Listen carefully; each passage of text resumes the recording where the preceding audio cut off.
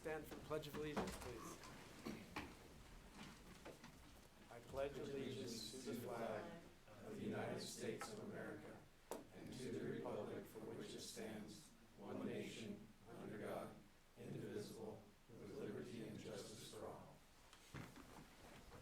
Okay, welcome everyone. Please, if you have a cell phone on, turn it off. And Lorenda, could we have roll call, please? Mayor Bain. Councilor Lundstrom. Here. Councilor Scalise. Here. Councilor Sherman. Here. Councilor Spradlin. Here. Councilor Straub. Here. Okay, we've all had a chance to look at the regular meeting minutes from the regular meeting on September 14th. Are there any corrections or any corrections or what's the word? Lost the word. Revision. Yeah, anything like that? None. None, okay. All right, hearing none, do I have a motion to approve the minutes as submitted? So moved. Okay. Second. Dan seconds. Roll call vote, please. Councilor Sherman. Yes. Councilor Lundstrom. Yes. Councilor Spradlin. Yes. Councilor Scalise. Yes. Councilor Straub. Yes. Mayor Bain. Yes. Okay, visitors and delegations, we don't have anybody scheduled tonight. Is there anyone from the public that would like to publicly comment tonight? Okay, moving on to management. Ward 1 council or candidate decision. We only recently had a interview with Allison Gurrell, and with that, I'll turn it over to council for a motion. I'd move that we approve Allison Gurrell as candidate for Ward 1. Not candidate. Well, as To fill as- the position. I can't think of the word. What is it?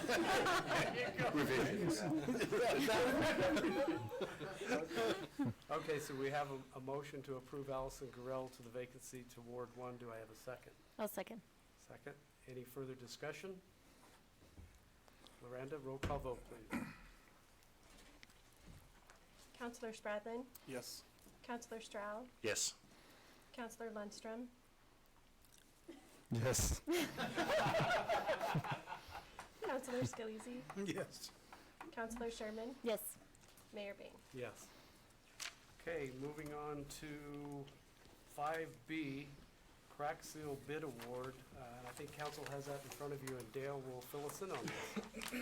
Thank you, Mayor, Council. I do apologize the timing that it wasn't in your packet earlier, but bid opening was today. So unfortunately, I wasn't able to give you a better heads up on this. The City of Brush is looking at actually contracting out a good portion of our crack fill this season to help augment our ongoing crack fill program. And as such, we put it out for bids with some companies in the area as well as Front Range, and we only received one bid at this point. So this year's project's going to include various east-west streets, more towards the center side of town. It's starting to show some of the more need to have this crack fill done.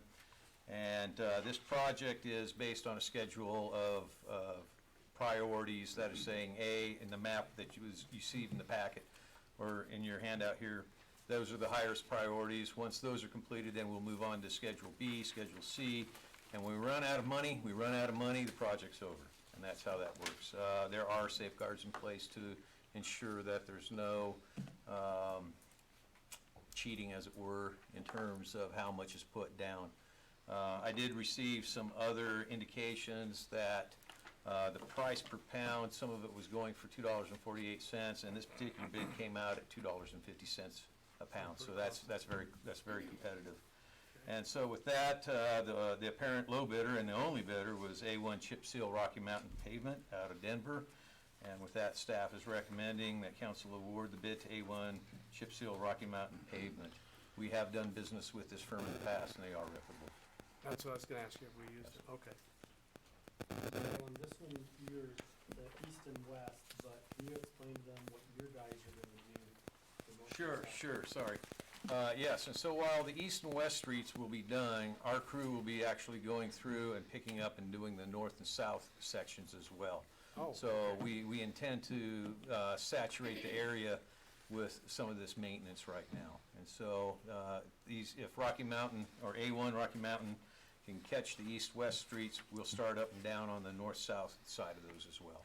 And So- when do they, is this seasonally, is there a certain time they've got to be done with this? Preferably that it's done in the cooler weather. A lot of it has to deal with being able to have the material set and it get wrapped up underneath people's tires and in their Oh. wheel wells. And that's happened when people get confused with some of the cones and they drive in it and then next thing you know, it strips it up out of the crack and it wraps it around the wheels and it's very difficult. Okay. There is some thought that the asphalt shrinks a little bit, but it's not of any great degree that these cracks open up any further.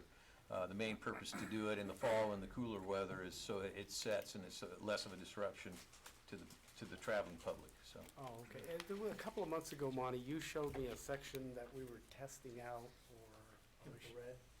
Infrared machine.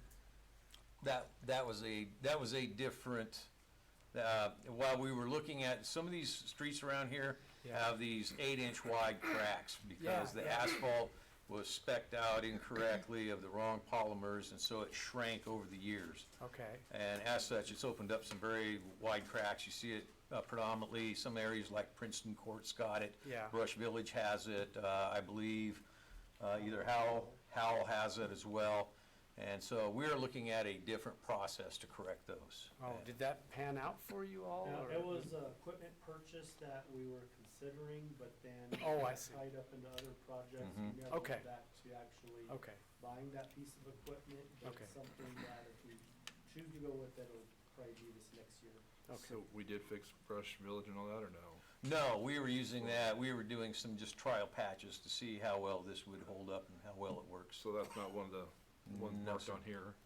Yeah, So- that's a special piece of equipment, an infrared asphalt heater that we would have to buy, that piece of equipment. And it superheats the asphalt and it makes it workable so the guys can add more material or rake it out or re-roll it. And, but we had a few challenges. One is we're pretty short already on, Manpower? workforce, Oh, manpower. yeah. So it didn't make sense to go buy this when Yeah. all the COVID was going on, we have Mm. people out for different reasons, and, so we just decided to hold off temporarily on it. But we do intend to go back to that, because we don't need to replace whole streets, we just Right. need to patch these little areas to Okay. get rid of the bump, the walls and. And something else that's gonna be very beneficial in waiting is we'll see how well this holds up through the wintertime as well. Yeah. Give me So a we'll, test. we'll see how this holds up before we start focusing on some of these larger cracks. Because Yeah. again, a lot of that asphalt is okay. There's nothing wrong with it, other than the fact that it's shrunk over the years. Okay. So, And Good the point. equipment that was here, it was a demo to test different areas around town. And that's what Dale's gonna watch at this over the winter months to see how they Yeah. hold up. Good point. So there's probably like 4 places around town, 5 places. correct. We tried a few different ones because there's those long wide cracks, but there's also the alligatoring where you have a whole bunch of fine cracks. So we tried different places to see how they work out.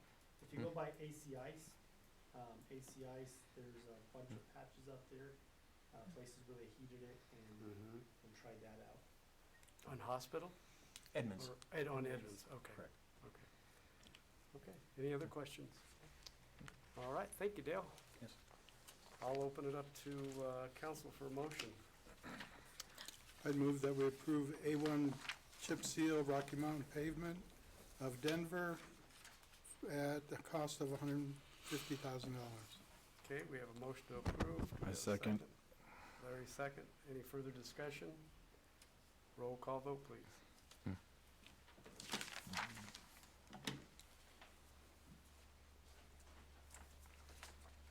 Counselor Stroud, Yes. Counselor Spradlin, Yes. Counselor Sherman, Yes.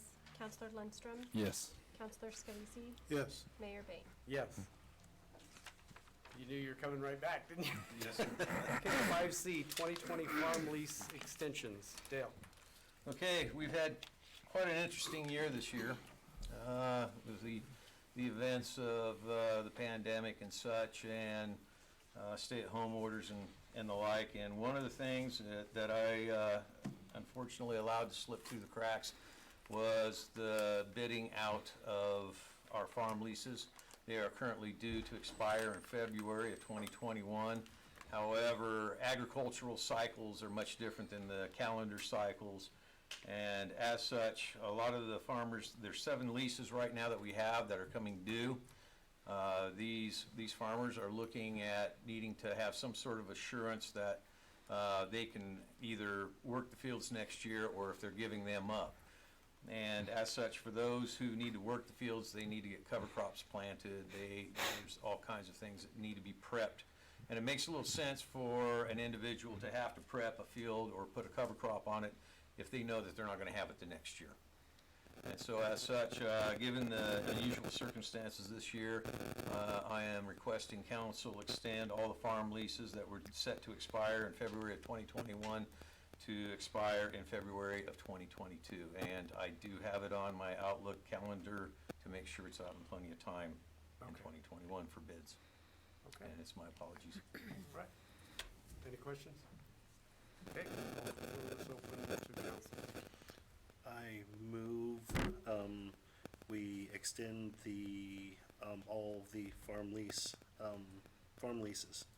for next year. Okay, we have a motion to approve the leases for another year. Second? Second. Justin, second. Any further discussion?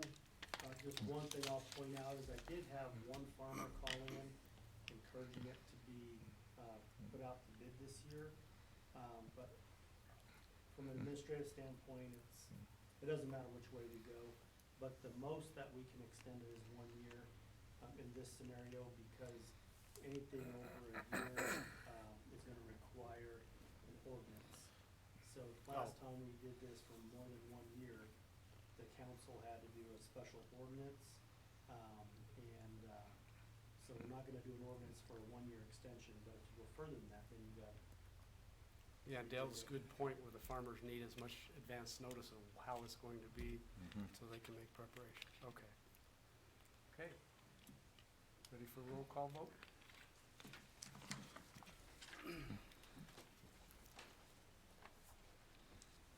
Counselor Sherman? Yes. Counselor Spradlin? Yes. Counselor Lundstrom? Yes. Counselor Stroud? Yes. Counselor Scalisi? Yes. Mayor Bay? Yes. Okay, moving on to 5D, CIRSA 2021 Property Casualty and Workers' Comp Renewal Quotes. Joanne, Finance Director.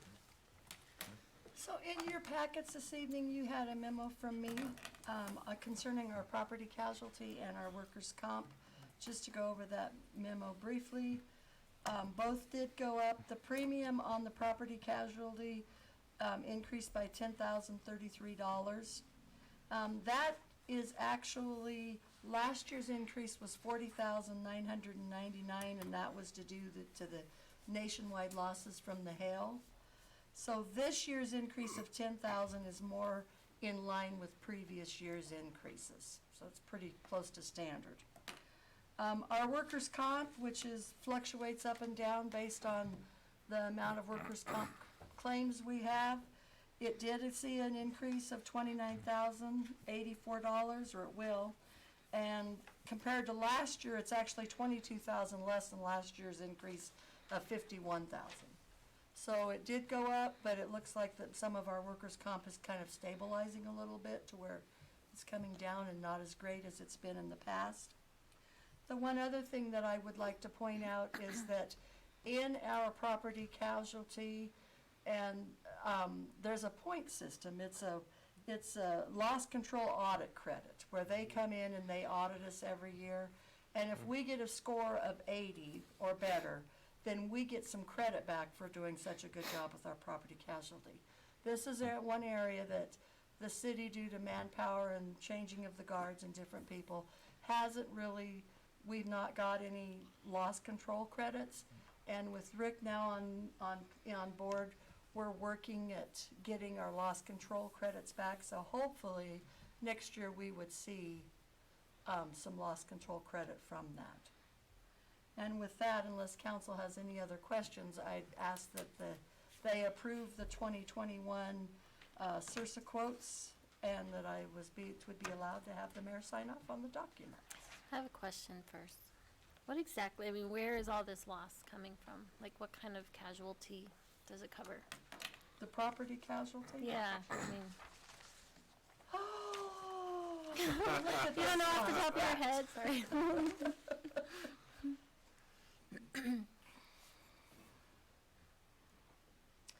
The legal climate confronting law enforcement has continued to hit municipalities in Colorado and elsewhere, affecting the liability market. So some of it's coming from there. Okay.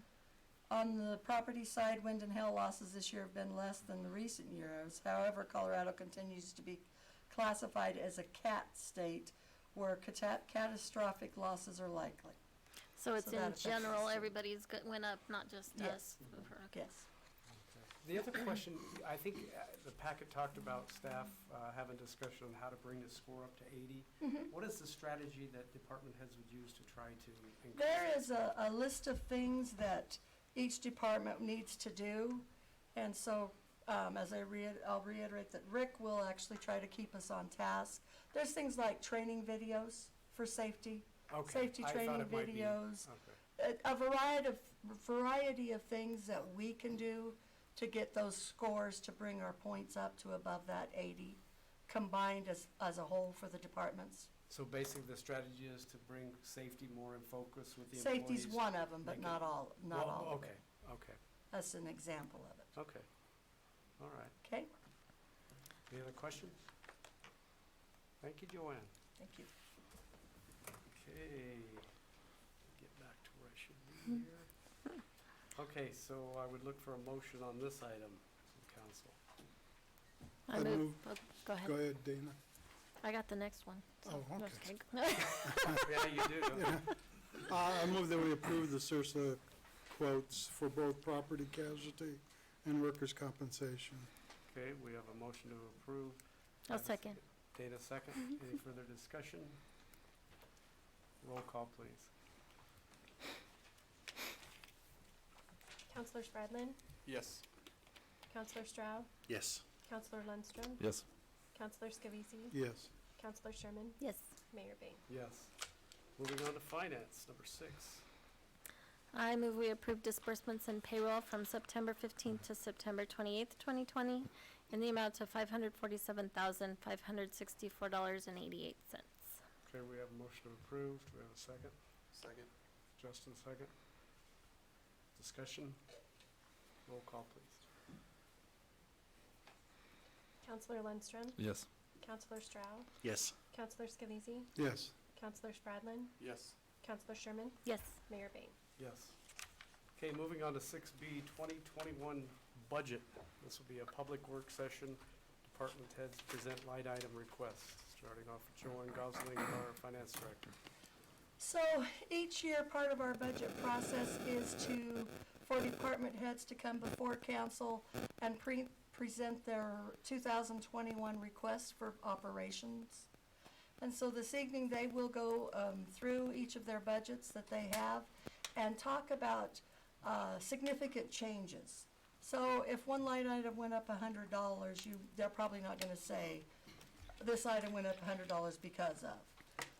But if they have 1,000 or greater, then they're gonna talk about those, and, cause that way it'll streamline it and make it a little bit quicker for each of you. So with that, unless you have any particular questions of me, I'm gonna turn it over with Derek Boss, and he'll start with the police department.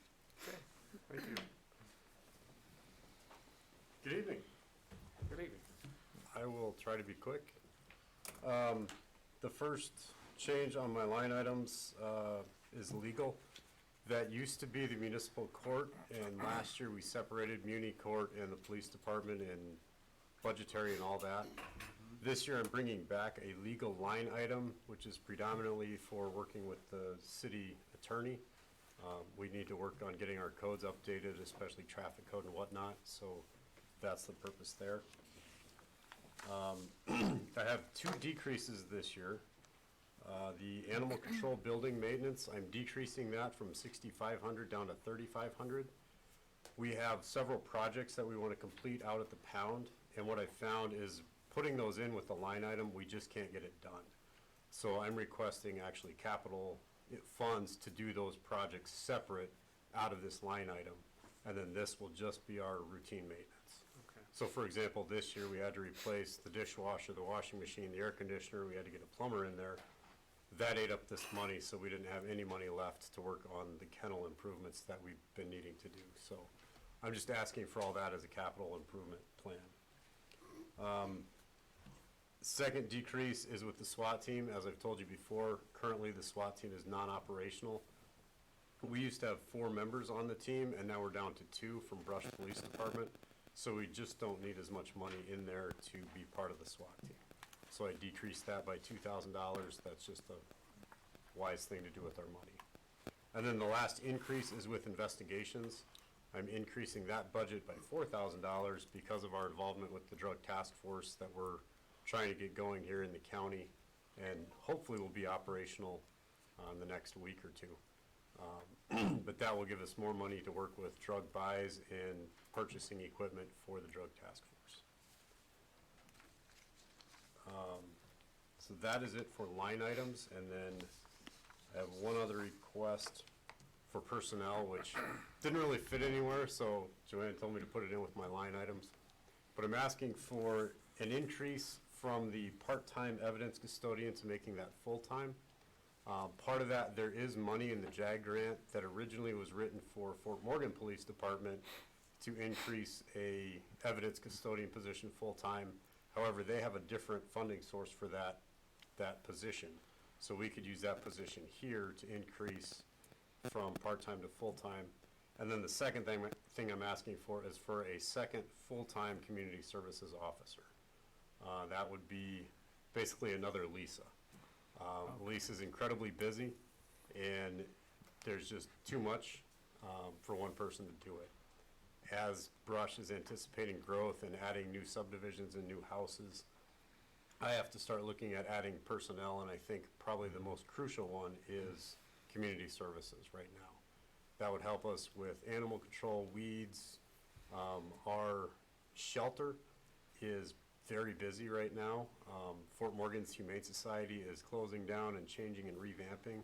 So we're currently, and have been, housing animals for the whole county for quite some time, which means Lisa's working 7 days a week frequently. So this would actually help mitigate that and give us, I think, better use and better services for the city. So, any questions for me?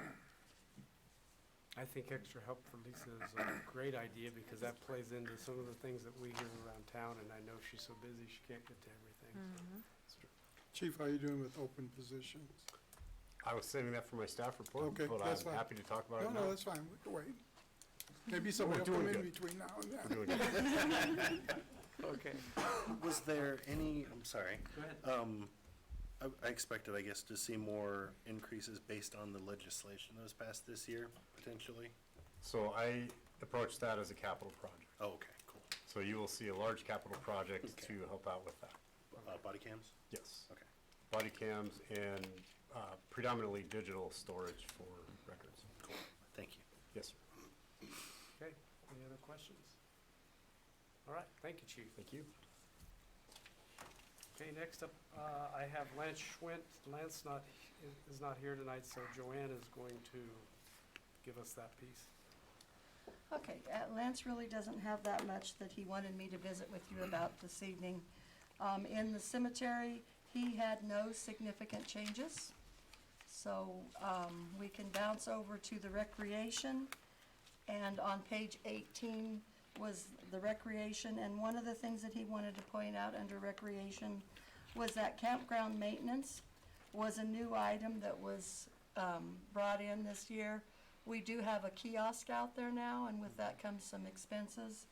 And so the estimate for 2020 is the 15,000, which part of that's the setup and getting that going. And then next year he's brought that back down to 6,500. The kiosk, for the most part, is a much better system. I feel we're getting more revenue off of it. It does have a few little glitches here that we're currently working out, but that's with anything when you have it the first year.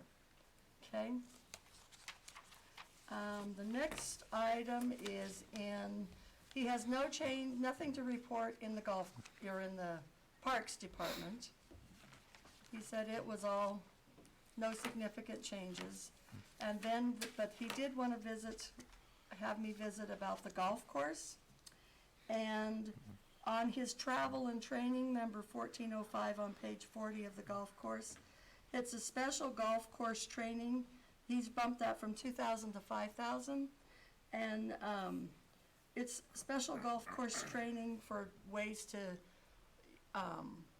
run your golf course and to cut your expenses down out there. And it's one that he and Carson would go to, his current general manager. The manager. Yeah, so both of those would go to this training. And it's a little bit more pricey, but he does have that in his budget. The other item in the golf course that he wanted to bring up under cart rentals, you'll know that, notice on page 41, cart rentals number 1593 went from 2,500 to 18,000. And the reasoning for that is that all those carts he currently has are all really old carts. It's something that we've inherited and we've just kind of sold them out here and there. But they're really old. He's needing to either replace them with new ones. But another thing that he has researched is that he would like to just rent them on an annual basis. And so then he wouldn't have, right now he has no one to do the maintenance on these golf carts. But he wouldn't have to worry about any maintenance on the golf carts because he would be just leasing them for the summer, for the golf season, I should say. And when he does this, he'd have some extra carts that he could use for tournaments. And so there would be some revenue from those current tournaments because as the private business or private, the private entities have their golf tournaments, then they would pay for the use of those carts that are renting. Also, when we looked at the offset for this is we do rent those carts out to the general public, and that line item in revenues is up significantly. So a lot of this, when we looked at this year's rental from the general public that we've received in, it's approximately 25,000. So it would easily cover the cost of this 18,000 each year for the offset. So How many carts? I forgot to ask that. Do you have any idea how many carts they have out there? No idea. Do we have to replace them all in 1 year, is what I'm asking? I can find those out and we can make sure if not here, we can get them reported at the budget retreat. So number of carts and need for replacement all at once. And this wouldn't really be a replacement because he's just leasing them, renting them, whatever you want to call So it. this would be a new annual. This is a new annual cost. thing. It would not be a one-time expense. This Okay. is his annual proposal that he wants to go out and rent them for the season. And then we wouldn't be doing any maintenance, wouldn't have to worry about having anybody do any maintenance. And that type of like thing. surprise costs with that either, because Yes, that's a any valid parts point. are, like that the lease company will take care of. Right. So is there anywhere where it shows where that maintenance cost would go down in the budget? Cart repair. Figures that boy wasn't here when you guys had all these good questions. Cart repairs didn't go down, but it looks like that's mostly just. Tires?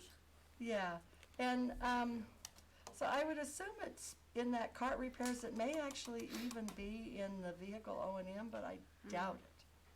But Well, it he's could probably be there. anticipating more repairs as they age Yeah, too. as they age and they're getting older, they're breaking down. He doesn't have anybody to maintain them, So we'd have to so it's hire getting someone harder for and that. harder, and he's having to buy more Okay. carts. So it's more or less a method of doing it differently. Okay? All right, that's all he had. Okay, thank you.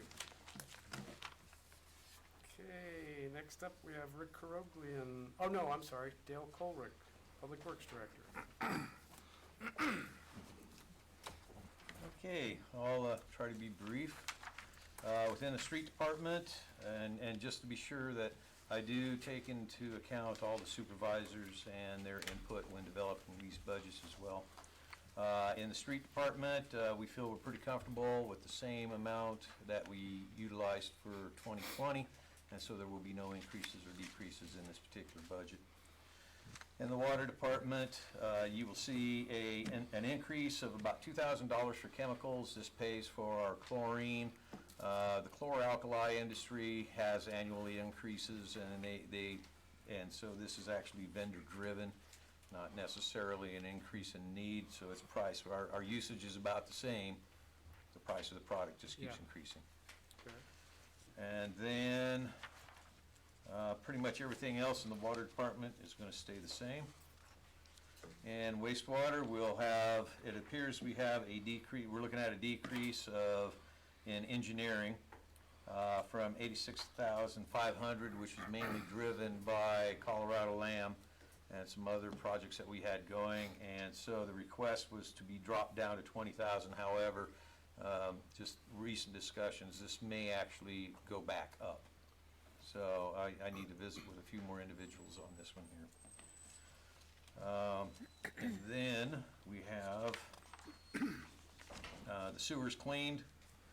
Again, we contract out to have our sewers cleaned about 1/3 every year.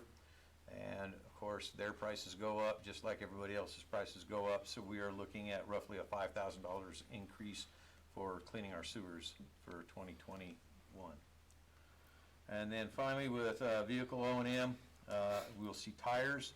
Last year, we requested $7,000 because our biosolids application trailer has those very large balloon tires that they use, and they were getting weather checked and rotted, and so we had them replaced, and they're very expensive.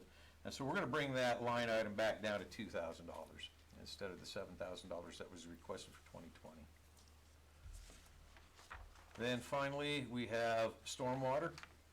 And in this line item, the only real increase that you're looking at is under repairs. Again, repairs is somewhat misleading. This is more preventive maintenance. And so we recently purchased that sweeper several years ago. However, like most things, whenever you're dealing with rock, sand, gravel, picking it up off the street and vortexes and such, there is wear and tear on this equipment. And so we are looking at increasing that by $1,000. And again, it's more preventative than it is actually repair. With that, I'll answer any questions. I have just one. We purchased 2 trash trucks, right? Correct. Are we happy Oh, with? you know what? I think I missed the trash budget, didn't I? I just glossed right over that. Yeah. My goodness, thank you for bringing that to my attention. Pages stuck together. Yes, we just recently purchased, our last trash truck we got at the very beginning of 2020. We purchased, right. because of delays in manufacturing, there was a UAW strike, and Yep. that slowed everything down, and for them to get it to us in 2019, so we actually took possession of it in 2020. And with that, yes, under general services, we have gas and electric. We really weren't sure how much electricity and how much energy it was going to take to operate that shop. And so over the years, so we started up high just as a precaution, and we've worked this way down. We feel comfortable from dropping that from 6,000 to 5,000 for 2021. And next is also going to be trash containers. That's going to be an increase of $5,000. Again, this is vendor driven. Okay. And so my apologies for Oh, no, that's okay. I pages just stuck wanted to know if together. they work it out for us, okay. Yes, it is working out great. They don't We- break down near as much when they're. No, they don't. 20 years old. And the nice thing about it is that the one we took possession of this year still got warranty, so Oh, if there's good. any issues, we take care of it that way. Okay, Okay. all right. Thank you, Thank you. Dale. Any questions? Okay, all right. Thank you, Dale. Okay, moving on to Assistant City Administrator Rick Kroglin. All right, I'm going to go through 3, community development, marketing, and airport. Okay. And so the first changes to note, I'm on the page 13 if you're wondering. In line item consultant, this is under professional services. We were at 28,000, we did increase to 30,000. We're growing and we're needing more consultants to kind of oversee plan checks and so forth. So we anticipate that this next year, based on some developments that I'm working on right now, we're going to need more services and consultants for that, and also inspections to come through, and which we went from 10,000 to 50,000. So we're anticipating significant things going on. So we're going ahead and trying to be better at planning for that. Okay. Since we do have a new building, so now we're having expenses that we're trying to plan for the new building, such as telephone and some other things, building maintenance and so forth. We didn't have a line item, but now we do. That's $2,500 for that. Let's see what else. On community development programs section, where you have tree board, outreach, historic preservation, all those increased. We're anticipating, we did not plant any trees, and so we're anticipating planting a lot more. In fact, I was at a stakeholders meeting, and Linda from the hospital, grabbed me at the end. She's like, "We need trees bad, and can you make sure that we have them?" So I was like, "Yes, we've already planned our budget to increase that, so we're making note of that." Outreach projects, we're increasing that just slightly. And historic preservation, we wanted to also increase that. We'd love to really see this jump start to with plaques and stuff. Matt's been working on those things, and so we'd like to kind of incorporate helping them more do those things. Vehicle repairs, we haven't done any repairs this year on the vehicles, and so we just slightly by $200 increased that, so we anticipate tires and stuff like that changing. Let's see, community development, let's see what else I have. Office supplies, again, that's another one. Have a new building, we're gonna anticipate some that's went up by $500, so we're increasing that. I already went through the inspection. Our fee rebate incentive, we actually dropped that budget from $35,000 to $25,000. These are incentives to kind of help, but trying to cut the budget some, increasing in others. Telephone, that's gone up we're anticipating, since we'll have new phones over there, that's going to cost us a little bit more. Association dues, we did increase that one to incorporate DCI, Downtown Colorado Incorporated, so that's basically $500 additional. Traveling, we increased it just slightly, even though I didn't take advantage of any training. No, I take it back. I did do some online training, but not nearly what it will be next year if everything relaxes and I'll start training again. So that went up just a little bit. Let's see what else. I already talked about vehicle, that went up. Marketing, our budget office supplies, we did increase that a little bit. We doubled it. It went from $250 to $500. And that also doubled in our printing, our postage. So we basically went up just a few. We went from $800 to $1,400. General services, that includes telephone, association dues, travel, and maintenance and advertising. We actually dropped this budget total. It went from $11,300 to now $5,500. So we are going to try to be more creative when it comes to marketing and using those dollars.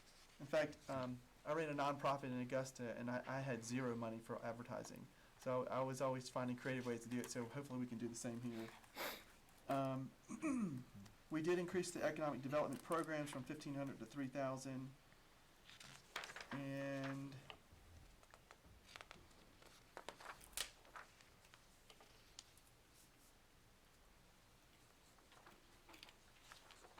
last to make note of is the airport. And the only change I saw in the airport was, where was it? Under general services, electronic and gas, we increased that slightly. The building maintenance, our budget last year was $500, we went to $2,000. We have probably some needs there. Our scores were pretty low on our airports, and so I'm assuming we're going to have to do some maintenance on that this year. And general insurance went up slightly from $2,645 to $3,000. So our budget last year was $23,645, and we're planning for it to be $26,000 for the budget for the airport. When you say our scores were low, what's that mean? I mean, who scores us? I don't know. It's the organization. I don't remember what they're called, but it's maybe you would know. Are you saying that airport CDOT Aeronautics? Yes. They come in and evaluate? Yeah, they evaluate the runway. They see lots of areas where there was cracks that sealed. They've noticed that, like the sign needs to be replaced, it's down, there's not a weather station that should be showing wind blowing. So it was little things like that we can fix, it's minimal, but we're gonna have to increase the budget to fix it. And we have to be a certain level, yes, like a certain score. It's not mandated where you're at in the score, but just the better, the higher. And I think that relates to your insurance. Yeah. Okay. But a lot of it is, a few years ago, we did a slurry seal over the entire runway.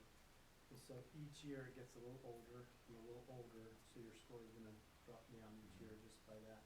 But that, slurry seal, before you do that, you've gotta crack fill it, and the slurry seal was a grant program through the CDOT Aeronautics. So as it gets a little bit older, then we just need to go back to CDOT Aeronautics and request for another grant, and we'll do it again. It's probably about a $1.5 million project to redo the runway, so we just don't have the money. But CDOT Aeronautics at one point said that we should start saving up a little bit, because down the road, if their financial situation gets better, we can then apply for a larger grant to help redo the whole runway. So that may be a way to approach it. Dan had, I know Dan had brought up the sign at the airport. I thought we were, is that? There's a new entrance sign. Dan, have you seen it yet? No, I haven't. Yeah, we put a new entrance sign out there. Oh, okay. It was real faded, and we Yeah. put one of the new, like the sign behind you, one there, but it says Brush Airport on it. Okay, is that what you were talking about? No. Oh, you're talking about something. Yeah, it's in, right when you get down to the runway, there's a sign that looks like it's supposed to be, Oh. that you can put, information about the airport, and he Okay, noted, when I was there with him, noted that okay, that needs to be updated and changed. So. okay. All right, any other council question? All right, thank you, Rick. Okay, next up, I believe we have our fire chief, Tad Anderson. Good evening. Really one big change that we'll talk about, other than that, pretty minimal. The big change, we'll just go right to it. 1320 on-call services. So as you know, we are an all-volunteer department. It's getting tougher and tougher to get volunteers. And a lot of people don't know that when these guys break away from work to go run a call, their time stops. They don't get paid for that time because they're not at work, Right. right? So they're sacrificing their time and their family's income to run calls. So this on-call is a little bit of an attempt to try and help them out a little bit. What I'm looking at is we changed, because of COVID, we changed how we're doing operation at night. So we have 3 shifts that run 10-hour shifts, and so they still go home. When they get a call, whatever shift is on, they're the guys that respond. That limits our exposure as far as the entire fire department. Most calls we can handle with 5 or 6 people, which is what we have on each shift. And so that really helps to limit the exposure. So when they're on call, what I was looking at was $2 an hour for each of the members that have committed to running calls that particular night, and only during their shift. When they drop a call, that $2 stops, and then we'll talk about paid for running a call. What does that mean, drop a call? Explain. So if, middle of the night, 2 o'clock in the morning, we drop a call, that means we're getting a call. Oh, you're getting a call, okay. And Okay, I so- hope you guys don't drop any calls. Oh, we don't drop calls. Okay, I So- got you. So you drop the $2 an So hour? yep. Okay, And then the $2 would pick up again after the call is done, everything's finished, they go back home, they're still on call, they get paid $2 an hour for being on call, okay. okay? Then looking at paid for running calls. I base this on an average of 5 people on a 10-hour shift, and we run an average of 300 calls a year. So total, what I'm looking at is $40,000. Any call that we run that goes from, a half hour to an hour and a half would be $20 per man. If we go an hour and a half to 3 hours, then it would be $40 a responding person, and then anything beyond 3 hours would be $50 for each person. When we're running medical assists, helping the ambulance service, a lot of times those calls will run 30 minutes, 45 minutes, unless it's a car wreck, and then those can get 3 or 4 hours. But when we're running fires, a structure fire probably averages 5 hours, and a grass fire, who knows? They've been pretty bad lately, so they can last half a day. And it's not a lot of money, but every little bit helps, So that's the proposals for $40,000. The line item is $1320 on-call services. Now here's the catch. So the 300 calls a year, that's basically that's our average for everything, including Rural Fire Protection District. Rural Fire Protection District doesn't want anything to do with this. That 40,000 can change real easy if we choose to do something like this for city calls. We could cut it in half, basically, because we run pretty close to 50-50. Oh, that's what I was gonna ask you, what is the? It's okay. it's real close. Okay. So, So what you were asking in this budget is $40,000 that would have been split between the fire protection district and the city? Okay. yes. Okay. And since then, I've had some conversations, and so we would be looking more towards city calls only, and then reducing this by half. Okay. Why would we have to include that, if it's just for city, why would we include it in the first place for the fire protection? Well, because we're the same firefighters that run Rural Fire Protection District and city. Okay. So, Oh, so you are just the have one members- budget and we would. right, the Okay. members, they just consider themselves brush fire. Mhm. Where it gets tricky is budget time Okay. and politics. That becomes changed up between the city and the Rural Fire Protection District, so. Okay.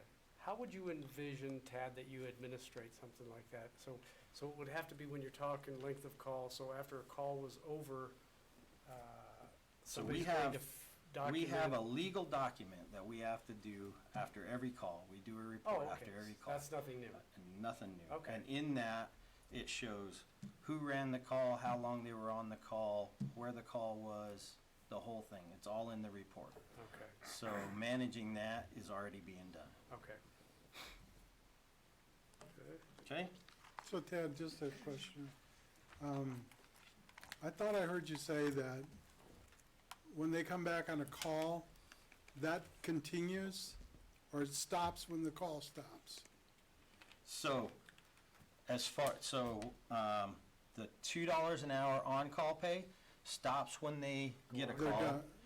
and it starts again after the call's over, Because they're back on call again. because they're back on call again. But they're not going out, they're They're just not on going out. call. They're just on call. Ted, the difference in the rate between the on-call and when they go out on that call? Okay, so Yeah. you're $2 an hour just waiting for a call. Okay? Whether it's, you don't run a call all night, still made, $2 an hour. Okay. So, $20 for being on call. So, you drop the call, it lasts for an hour and a half, you made $20 each individual. Now you go back to, so if it took an hour and a half out of your 10 hours, so you're gonna get paid for 9.5 hours on call and $20 for the call that you ran. $20 for each call regardless of how long it takes? No. Okay, yeah, because I thought there was. 0 to 1.5 is 20, 0 1.5 to 3 is 40, and then anything beyond 3 would be 50, Okay, so 20, is, 40, is the 50. proposal. Okay. So Ted, would what they, oops, sorry, would they now be considered employees instead of volunteers? Would that have to be taxed? You know, at this time, we're, working through that, but we do not have it. You know, Tad brought this to our attention, and I may have to research this some to figure that out, but I think that we can get by without them being payroll. If it's like a But stipend it's, or but for something? tax Right. purposes, it would probably be considered miscellaneous income. Yes, and so it may be, I probably have to pay them 1099. individually, and at Yeah. the end of the year, they get a 1099 if they earned over $600 a Right, year. okay, So probably a look, definitely there would be some 1099s that would have to go out. okay. And there are some that are way more active and some that are, you know, they're just not available, so they're gonna have a lot less, but that's just normal anyway. Oh, I was just wondering about when you say $2 an hour, then I was thinking minimum wage is 12. Can you truly pay someone? Joanne's. Which, as far as on call They're goes, my volunteers. understanding is, Yeah. yeah, you don't have to pay them minimum wage to be on call. But, And if they're not on the payroll, if you treat it as a stipend or something. stipend or something anyway. Or a different, what they call a differential. But it isn't a differential pay. It's not, you're right, it's not differential. No. Okay. Well, we can look into that. And it may be that's the I just city like to cause pays trouble. the fire protection, or the city pays for the fire department. They distribute the money, and it's all on their shoulders too. I don't know. We can do some research in it if we go down that road and end up doing. And I I know, haven't did a lot of research in it this time. I know in talking to Tad, the key component to this, it is getting tougher and tougher to recruit volunteers to the fire department. And we had talks a couple of years ago about at some point, will the Brush Fire Department go to being a paid department? Well, this looks like, kind of like a solution that may help us. It's a look at, I mean, going full career, that doesn't look pretty. No, I know. That's very expensive. If we were to see the numbers on that, it would be surprising. Oh, Are you down quite a few guys, chief, or are you? we have 26, and we had 5 in the application process. We're back down to 2, I think. We redid the hiring process. It's not really that difficult, but it tells us more and lets the individual know more about what the expectations are gonna be and how difficult it can be. And there's lots of people who think they wanna do it till they get in and find out what the commitment is, and then they realize they just can't do it. And that's okay. That's all right. But that doesn't mean we don't keep looking, because Right. we gotta have those people to do that, Right. so. One of the other items that increased was radio maintenance, and a lot of that is due to just the cost. It's just going up, and 800 radios and that whole system, they're advancing, and all of it gets more expensive, and so. Other than that, everything else is pretty close to the same, some minor differences. Did you say of 800 radios? So our radios are like a cell phone. So they're 800 megahertz. Oh, okay, not Oh, no. We don't have 800 in 800 radios. quantity, okay. No, Like, why That's do a we lot of have radios, 800 huh? radios? we got the whole town. Well, that's how many I need. To make sure I got everything. Any other questions? I noticed some miscellaneous tools had dropped quite a bit from 25 to 15. Any thoughts on, So, is that, did let's we, look at that. it was 1207. So, the estimate, actually, we're way over this year. So, Oh, we are, I see. budget Okay, I see. we had was 12. The estimate is we're gonna be way over, due to, some things, misfortunes with some vehicles, some things like that. Oh, okay. Um, Okay. But it did increase, I did increase that one. Now I decreased some others in there, so Okay, I see. the total budget was negligible, but that particular line item takes care of almost everything. You know, the tools that we use to work on the trucks, the tools that we use to work on the fires, all of that comes out of that Okay. particular budget line item, so. When I first looked at it, I thought maybe you were trying to trim a little here to Right? try to get this, or, you know, wanna make. That's what I was doing. Not that we had a bad year. Great. All right, well, thank you So. very much, Tad. Thank you. Okay, next up, we have Miranda Packard, City Clerk. I don't have much to report on, but within the city clerk budget, the only increase that we're really gonna see is with association dues. And that's just because the deputy clerk and the city clerk both, covering both of those with association dues, it's more realistically the 740 rather than the 560 of 2020. Okay. That's the only notable thing to really talk about with the city clerk budget. Over on the municipal court budget, we see reductions in 3 different areas: office supplies, association dues, and then computer maintenance. And a lot of that is because of pulling municipal court out of the police department. There were some setup costs for new equipment, a new printer, new software that was about $7,000 out of computer maintenance. All of that was satisfied in 2020, so we're not gonna see that in 2021.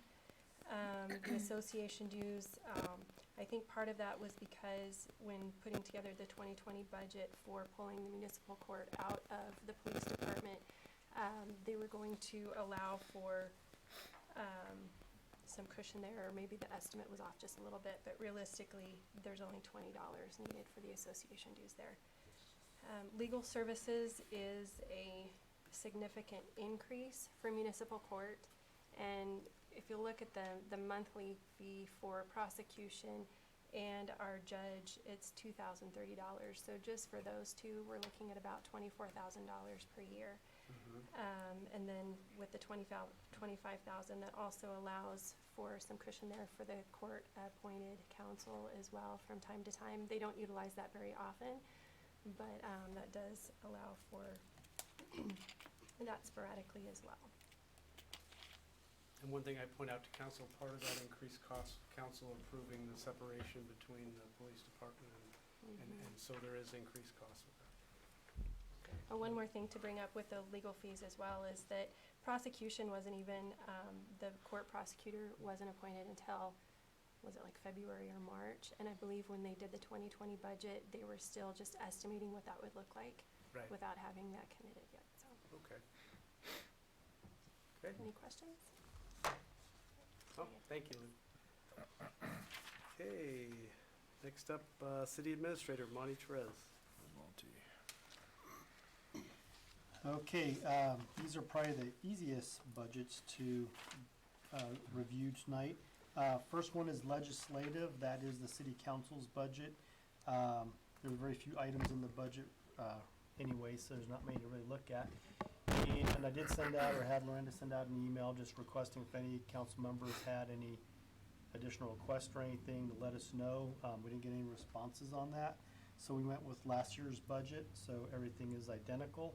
But I always realize that if something comes up unique for city council, trainings, things like that, anything very unique that's gonna cost a lot, just let us know between now and budget time, we can get in here. If not, we still can adjust things as time goes on. Cause I know it's sometimes you don't get notified until a month before a That's true. training or something like that. Yeah. So we can adjust those pretty easily. Page 104 is the executive budget, that's the mayor's budget. Same thing, we left everything exactly the way it was from last year, going into the next year, and everything this year was within budget, so we didn't feel like it warranted any changes. Okay, now going to page 106, city administrator's budget. I did the same thing, I just left last year's budget exactly the same, didn't tweak anything. I don't have a lot in the budget, but like travel and training and going to conferences, who knows how those are gonna run next year, probably gonna be pretty lean again, or more virtual, or shorter. So I figure the cost isn't gonna climb up, could even go down. The next budget is the administrative budget. The administrative budget, this is page 110. The only one of any significance is under legal. We now have Dan Krob on, not on staff, but as a consultant. His rates are different than what we've had in the past, so we're just kind of watching things for the first year, because prior to Dan, we had Bo Chapin, who was actually a part-time employee for about 2 years. So we bumped that up a little bit. Who knows how this next year goes, but that'll give us a little bit of cushion for next year, make sure we don't go over. Everything else that we had on there, very small changes, just telephone and gas going up. The other one I'll bring your attention to is employee incentive. The employee incentive, that line item, 1504, that is what we use to put a float in the parade. It's for our employees picnic, it's for the Christmas party, a few other miscellaneous things. It's also the longevity gifts for the employees when they hit their 5 years, 10 years, 15 years, 20 years. We've talked about it with our committee, and in the past, after 5 years, when you give someone a coffee cup, it doesn't really mean anything anymore. So we're trying to bump that up a little bit to make those longevity gifts something a little bit nicer in the future. So I bumped that up a couple $1,000s. And what I've been doing is each year I've been bumping that slightly. That is also that Christmas bonus is tied up in there, the Christmas dinner. So when you're doing a dinner for 50, 60, 70 people, it racks up the bill pretty high pretty fast. So those are all the changes of any significance in the budget from last year to this year. That's all I have. Right, thank you. We gotta put that stuff away and go back to the agenda.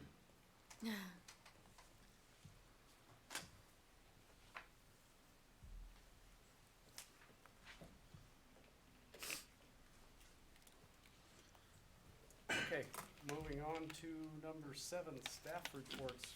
First I have up Rick Carogli, an Assistant City Administrator. Building permits are doing well. Randy's been more conscious about making sure building permit information is very accurate and correct. So that's something we worked on, trying to be more timely when people make calls, to respond sooner and make sure that we can start engaging our customers or the city better. So that's something we've worked on. That's good. Been working with a couple developers right now, and I hopefully within this next month we'll be able to disclose a little bit more information to you guys. But it's been a lot of time invested in that, and so hopefully we're going to start seeing some payoff soon. So that's about it. All right, thank you, Rick. Police Chief Derek Boss. Good evening again. So in answer to your question about personnel, Fine. That's right, very good, Chief. that's about all I have tonight, actually. So one of our employees left 6 weeks ago. He called me 2 weeks ago and asked if he could come back, so he is back. Oh, yay. Started a week ago. We're happy to have him back. We have one person that we sent to the academy, and he's doing a great job of recruiting. So we sent out an offer last week to one of his classmates, and she accepted last week. So those two graduate in December. Does he get a bonus for that or anything? Not yet. We gotta see how he does. We're still working on the budget. Yeah. Good idea. Okay. So that leaves us with one opening for somebody who's already post-certified. So we're working on that, trying to fill that. Any questions on personnel? Last thing I have, last week, Monday night, we had I'll call it a carjacking. It was a little more involved than that, but an armed robbery. of a vehicle at the library. We did recover the vehicle. We arrested both suspects. They're still in jail. So that took place last week, but just exemplifies what we're dealing with and kind of the current trends. So that's all I got. All right, thank you, Chief. Okay, next up, Ted Anderson, Fire Chief. Just an update. I know that it was published that we sent a crew up to the Cameron Peak Fire. They went up and came back pretty quick. Yeah. The reason being is when they ordered up the Type 1 engines, they didn't keep in mind terrain and things like that, and those engines weren't functional up there. Oh, that's. So they came right back. But since we've been requested for a Type 6 engine and a tactical tender, we offered up both, and they chose not to use us, which is fine. It's still, it's still a bad fire season. We could have just as bad of fires around here. A lot of times the fires around here go a whole lot faster. We had a lightning strike fire out south of town a few months ago that went 1,800 acres in 45 minutes. And then it turned out that we had a second fire we didn't know about that went 1,300 acres about the same time. So we had 3,000 acres in that short period of time. So that's just the conditions that we have right now, but so far so good. We're hanging in there, so that's about it. All right, thank you, Ted. Dale Colrick, Director of Public Works. Thank you, Mayor. Not a lot to present tonight, just the work on US 34 is starting to winding down now. The majority of things that we're looking at is just striping and signage. There's a few small punch list items that we need to get corrected. And so that's good that they'll be in and out and done in this 1 year. I mean, it was a great project. I think it looks nice. I've had a lot of good compliments on it, so we're almost done. So. And then tomorrow at 10, we kick off the preliminary design review for the US 34 Edison Street Sidewalk project. And so we'll be getting more information coming tomorrow. I wish I could share more with you tonight, but You'll know tomorrow. we'll know tomorrow. Other than that, not much. Looks good. Questions, comments? It's old habits die hard, though. I keep going in your lane. Yeah. The lane diet, Yeah, exactly. lane diet is really affecting you I now. keep thinking there's a second lane there. That was a nightmare before they got the stripes done. Oh, Oh my gosh, over by Armstrong's, Yeah. people were about to wreck every time they came through there and went to turn, but. I was concerned about having a lot of complaints about only 3 lane, but everyone that has brought it up to me has been favorable. They like Yeah. it. They And like the change. The same road here. looks great. same here. I'm sure somebody out there is really not happy with it, but they've not expressed that to me.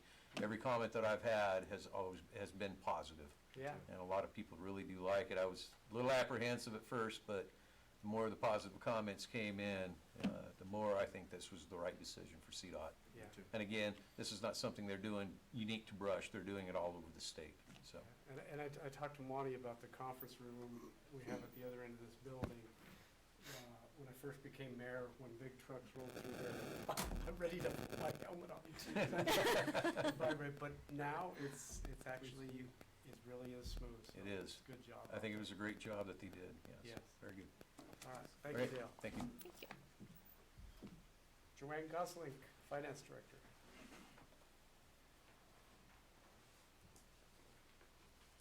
I have one item to report on this evening. We did get our quotes for our health insurance, which is through CEBT, Colorado Employers Benefit, which is a large pool.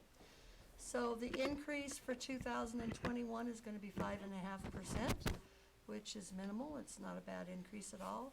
Probably the biggest news with our health insurance and a positive from coronavirus. So because of the virus, a lot of people didn't go into the hospitals and have surgeries, Oh. didn't go into the doctor, they did a lot of virtual.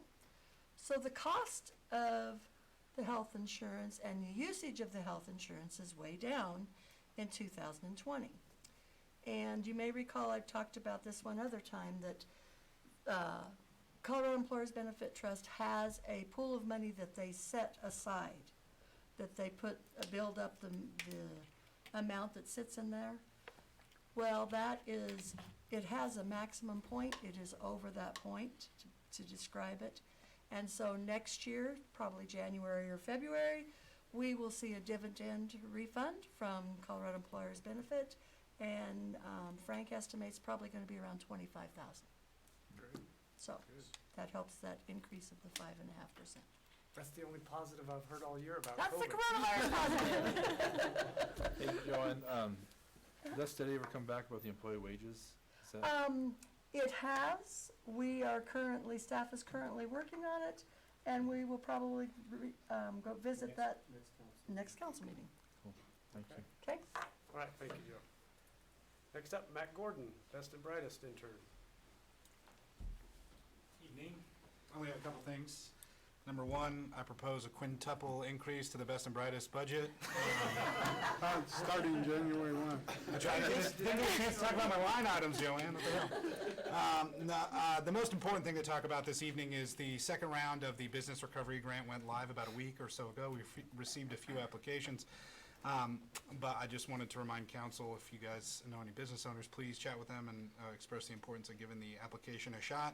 Maximum award for all categories this time around was increased from 5,000 to 10,000. So we have some money available through the CARES Act. We'd like to help businesses as much as we can who've been negatively impacted by COVID. We can direct those people to the city website. Correct. So yeah, it's brushcola.com, the community recovery page on the website, or you can direct questions to Rick or myself through the city. Cool. Okay, Great. very good. Thank you, Matt. Loretta Packard, city clerk. I just have one very quick thing. I wanted to first congratulate Allison Gorell and then announce that we would look to swear her in at the next council meeting. Next council meeting, yes. Thank That's all I you. have. All right. Dan Krob, city attorney. Thank you, Mayor and Council. I'm finishing up the summary of enacted bills for 2020, which is usually a real large, overwhelming document, but you guys have all seen the CDPHE orders and the executive orders, so it's about half as long as that, but Okay. should have it for next meeting. All right, thank you, Dan. Monty Therese, city administrator. Okay, a few items. The first one is Colorado Land Processors. Probably most have heard that it has opened. They're doing kind of a slow opening where they're running just a certain amount of animals through at a time. Slowly going to ramp that up. But the city gave them a temporary certificate of occupancy so they can get started. There's a handful of items they still have to complete before they get their permanent certificate of occupancy. And tomorrow at 1 o'clock, we're trying to get that meeting set up to go over the remaining items, just to make sure there's clarification on those. So it's, they're hoping to be the largest lamb harvesting facility in the country, Brush, Colorado. And we already have the largest bison harvesting facility in the world. So, some great things for Brush. The Quiet Zone update. Quiet Zone is the Hospital Road Railroad Crossing, trying to get rid of the sounding of the horns there.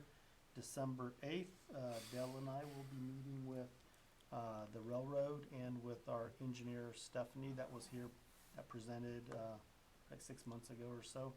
And we'll start those discussions with them. They have to do a little bit of analysis on that crossing and what the current signals are and the conditions.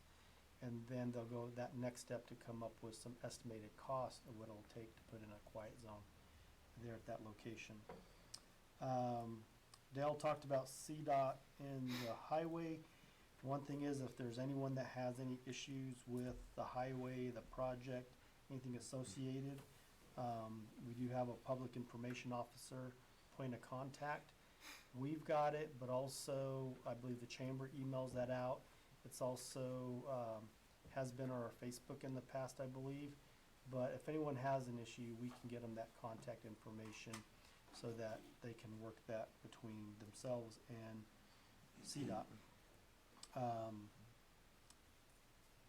Let's see, Progressive 15.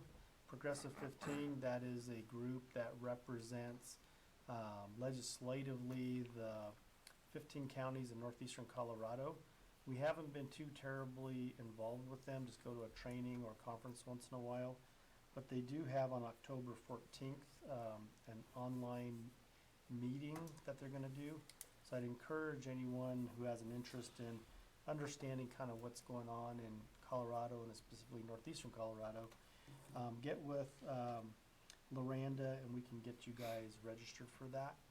And there'll be no cost or anything, we just got to get you registered for it.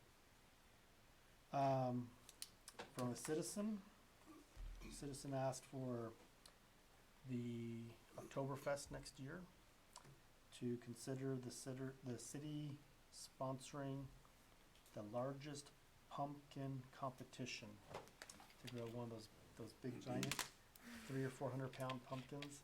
So something that we might want to consider doing some type of prizes or awards for, but really encouraging a lot of people around town to grow the largest or most creative looking, different looking pumpkin.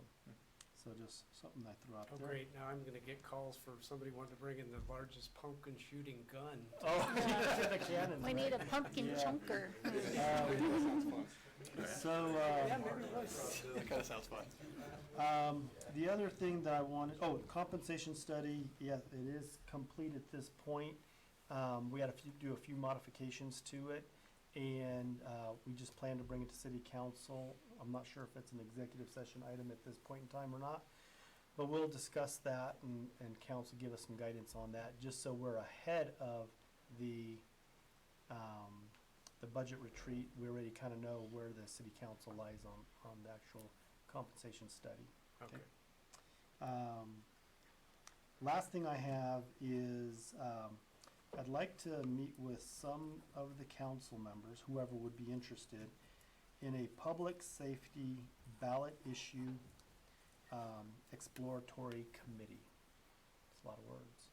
But just really getting some council together with the police chief and I, with the finance officer, talk about what, and the fire department, talk about for public safety, what are our needs for the next 3 years, 5 years, 10 years, and discuss if it is time for us to look at a ballot issue, look at it now, determine if we want to go that direction for next year, because you need a certain amount of time to adequately explain and promote a ballot issue for next year. And I already know that we have some interest in the fire department on some type of a compensation for the firefighters. Chief talked about a code enforcement or community service officer, but also when we talk about the police department in general, it's expensive to keep police officers, and it's hard to keep them here without paying them very competitive salaries. Okay. And also there are, if we grow, we have one subdivision that's gonna go to a public hearing here in the near future, a few hundred homes. We have, the harder that Rick works, the more likelihood of a developer coming in with some unbelievable ideas for our community. We're gonna grow, and we can't be behind the curve on law enforcement and or fire, okay? So this is a public safety discussion, and so I just encourage any of the council members who have an interest to visit with the mayor, and then when we have our meetings in the next month or two, we'll start those discussions and bring you more information about needs, costs, things like that.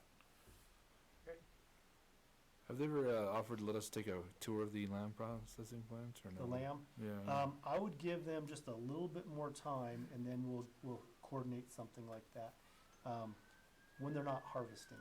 Bucket list. Unless you really list, wanna right? go when they're harvesting. But they have to fine tune a few things there, and I know they're very excited, but I'm pretty sure they'll do some type of a grand opening type Sure. event as well. But we'll, when we meet with them tomorrow, we'll ask them that question. That'd be cool. That's all I have. All right, thank you. Okay, moving on to mayor and council reports. Council have anything they'd like to report? I had some people, two people come up to me, and this is so early for this, I know. I know last year for the Christmas decorations, it was mostly downtown.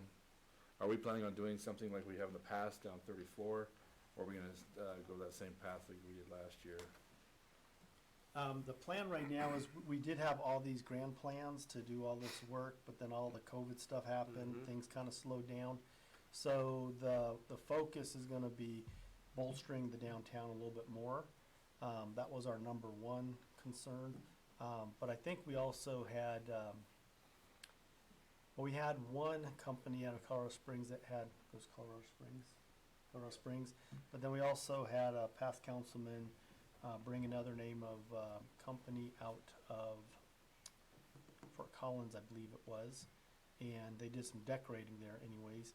But we can reach out to them, but my best guess is we're gonna bolster more of the downtown area, especially the bulb outs, and kind of go that direction for this one year. Got a lot of feedback on people really liking it as they travel down 34 though, because Down when they go 34. downtown, nobody, you know what I mean? It's one block you go by and it's done, so I think Yeah.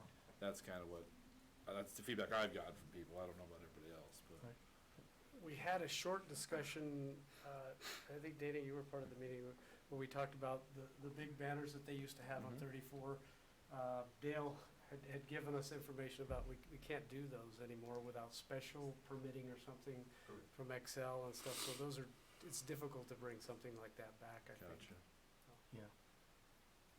Right. So, but we're gonna keep working that direction. Awesome, thank you. Okay.